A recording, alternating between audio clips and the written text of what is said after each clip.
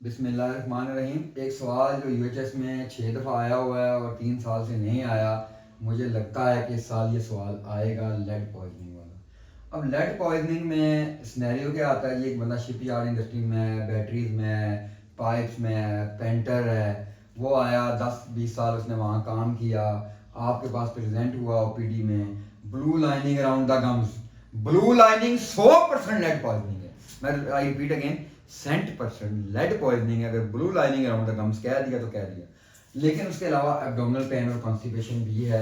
उसके अलावा wrist drop के साइन भी आती हैं इसमें सिम्टम्स। वो कहेगा रिस्ट ड्रॉप है, फुट ड्रॉप है। अब मैंने पहले बताया यहाँ इंडस्ट्री तो या सिम्टम्स। अब रिस्ट ड्रॉप आया, फुट ड्रॉप आया, इंडस्ट्री में से कोई भी, तब भी लेड पॉइजनिंग है। शिप यार्ड आया, ब्लू लाइनिंग गम्स हुई, कॉन्स्टिपेशन हुई, तब भी लेड पॉइजनिंग है। आप याद रखें, shipyard, batteries, pipes, paint, ये इंडस्ट्री हैं। सिम्टम क्या होंगे?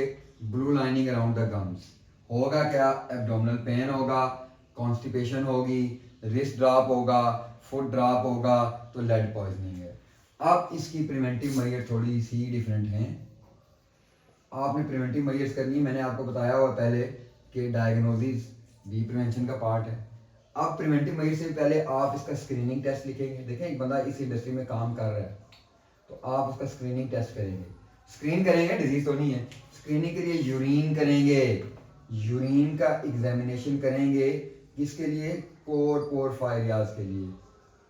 अगर यूरिन में कोर पोरफायरियाज हैं तो बंदा ससेप्टेबल है, उसको लेड पॉइजनिंग है। स्क्रीनिंग टेस्ट क्या है? यूरिन का। डायग्नोस्टिक टेस्ट आप इसमें क्या करेंगे? ब्लड का। डायग्नोस्टिक टेस्ट आप आरबीसी देखेंगे, उसमें स्टेपलिंग हो जाएगी। ये आपने लिखना है। आपने लिखना है डायग्नोज किया लेड पॉइजनिंग, फिर आपने लिखना है स्क्रीनिंग टेस्ट, यूरिन एग्जामिनेशन, फिर आपने लिखना है डायग्नोस्टिक टेस्ट में आरबीसी तो स्टेपलिंग। प्रिवेंटिव मेजर्स या मैनेजमेंट, अब देखें इसमें मैंने पहले बताया हुआ है management is part of prevention. Prevention तो जनरल आप वही मेडिकल इंजीनियरिंग लेजिस्लेटिव भी करेंगे, ठीक है। अब इसके बाकी स्पेसिफिक मैनेजमेंट क्या होंगे? स्पेसिफिक में याद रखें गैस्ट्रिक लिवाज। क्यों? लेड एब्डोमेन में भी जाता है, तो आप गैस्ट्रिक लिवाज करेंगे, स्टमक वॉश करेंगे, that is very very important. आपने स्पेसिफिक मेजर एक लिखनी है गैस्ट्रिक लिवाज, और एक आपने एंटीडॉट, एंटीडॉट भी देंगे। इसका एंटीडॉट है डी पेंसिलिनामीन। आप इसका एंटीडॉट देंगे। अब आप इसकी क्या प्रिवेंशन लिखेंगे? आपने लिखा कि आपने लेड पॉइजनिंग डायग्नोज किया, आपने स्क्रीनिंग टेस्ट किया, यूरिन का एग्जाम किया, डायग्नोस्टिक टेस्ट किया, आरबीसी देखिए स्टेपलिंग है, that is lead poisoning, 100% confirm किया आपने।